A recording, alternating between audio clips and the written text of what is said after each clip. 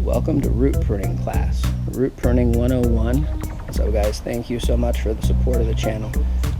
Schiffelera, root pruned, doing fine. As far as do they live? Yes. Studies show that a root prune tree grows shortened branches, and if your mango's too vigorous, root prune it with axes and hatchets. Chop 'em to the sand, chop 'em to the sand, chop them roots, chop 'em to the sand. Hope we got a lot of roots, chop in the sand. Chop, chop, chop, chop, chop.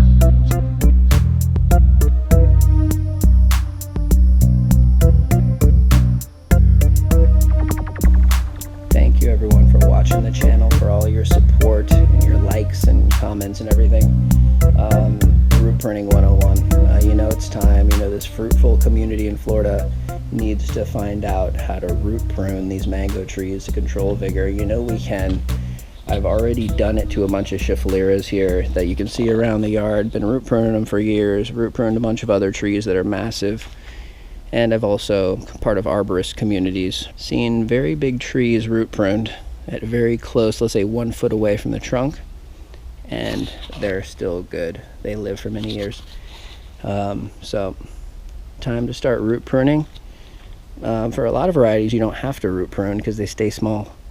So just remember that. A bunch of varieties stay small. You just can prune the top and you get away with it pretty much. You can keep them like 10 feet and under, 3 by 3 by 9. Some are too vigorous, they don't cooperate, and some of them, when you trim them, because their roots are so big, they push out new growth, new branches that are very long.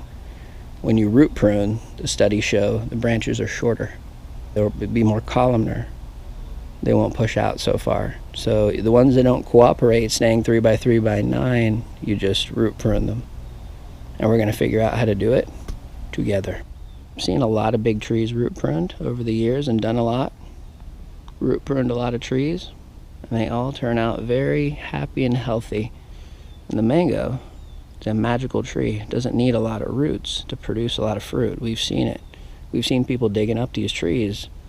There's no roots. The question is how much root do we take, when do we take it, and how much fruit do we get?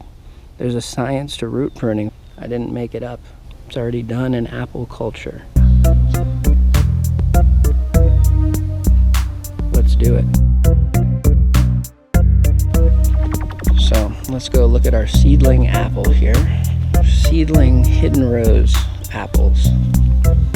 Pink flesh apple. In apple culture, apple growing, they already root prune, and it works. And it creates actually a situation where the tree flowers more. It induces flowering. And I'm not saying it'll induce flowering in mangoes, but they seem to flower like they don't, they always do. But I don't think it'll inhibit it. But that's what we got to find out exactly. When, how far from the trunk do we do it to ensure that we get that delicious fruit. We took out the Persian mulberry here. Thick little specimen there. Yep, about 4 inches across, too vigorous. And you see the roots get way worse than that on mulberries just after 2 years. Nothing like a mango. For years I've been root pruning these Schiffeleras, and they're very similar to mangoes, kind of like, they kind of like hold water, and they do pretty well in drought actually, and they have real big leaves like mangoes. Obviously it's not the same plant, but it's about 7 inches across on the 6 inches across on one and 7 on the other. Multi-stem specimen here. I didn't root prune that one as much as some of the others. I think I took all the roots up to the trunk on all the sides, but I left all the roots that are going over to the other side. I just didn't want any roots competing with the stuff that's coming out here, but I didn't do it that as well as I did to the other ones, and for that reason this one turned out to be a little bit bigger. But in the last year it put on about 3 feet of growth on all those prongs, maybe 2 feet in some of them.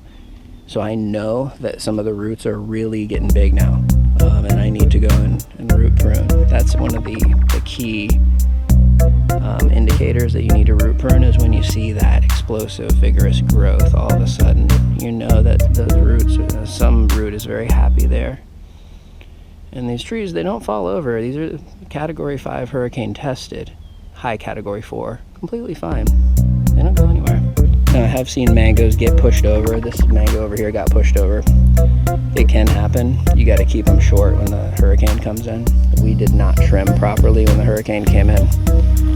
We left it at like 10 feet, and I should have put it down to 7, or maybe, you know, something like that. So it pushed it a little bit. There's our beautiful Glen tree. Again, that saw full sun. Nice little airflow there, but very few fruit, like 4 little fruits or something like that. These get all the sun in the world and nothing. 4 fruit on a giant tree like that. And it's a glen. And just go around with an axe and you just chop in a circle 3 feet at the 3 foot mark. And if that doesn't work to check the vigor, then the next year, or you could do it sooner, if you can tell the vigor is still getting crazy, do 2 feet. People uploading videos transplanting mangoes, and you see how little roots they have for the size of the tree. They'll fruit without a lot of roots. Mulberry there that has insane roots that it puts out all over the place, and you can see why it produces so much fruit with those crazy roots. But that's a root prune schefflera. It didn't move in the hurricane, didn't get tilted in the hurricane. It's locked in. Took all the roots on this side and just left a couple roots that are going to the other neighbor's side. But you got to check and make sure there's no, electrical wires or whatever else, that could be in the ground there. But yeah, chop in 6 inches down. That's a little light root prune. You can go down like a foot or more sometimes and you'll keep finding roots. So if you want to do it more intensely, you would go down further and further. So yeah, this one's like about 5 inches across or more. Been root pruning it for years. There's no roots on this side. It went straight up to the trunk. There's no, went all in, took all the roots. Just, from like an inch. And this thing was locked in. You can't move these trees. Like even when you take all the roots and you just leave roots on one side, you're not going to move these trees. But yeah, these need to be cut. Need to be pruned. They're going over to the neighbors. Yep, so root prune schefflera in the last year or so, it put up a couple feet of growth. So I know that there are some roots I need to cut that are going that way now. And I can check again on this side, see if anything's trying to come back. In the arborist communities, they'll put pictures of very large, like oak-sized trees that have their roots cut for some reason to put like a sidewalk in or something, and they monitor the health of those trees sometimes. But what I've seen in cities where they do that, typically they live for quite a while. Although, yeah, sure, it could, instead of living 100 years, maybe it just lives 50, you never know. It's a genetic thing. Each specimen's different. Each specimen is, can deal with that happening to it differently. But you should have many replacement trees ready to go if something ever did happen to one of your trees because of it, but I don't think it will. I've never seen a tree just croak and die because it was root pruned.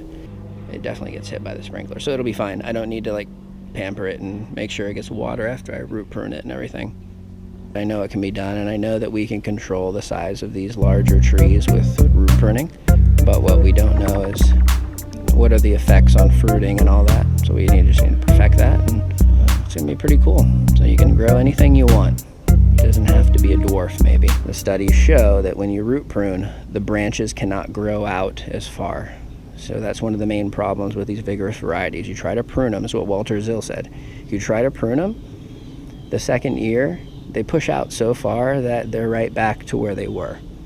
And when they finally fruit after the second year, they're just as big. So that's why you want to root prune, friends. Sharpen up your axe, chop into the ground. Or you can dig and find roots and just chop that root, do whatever you want.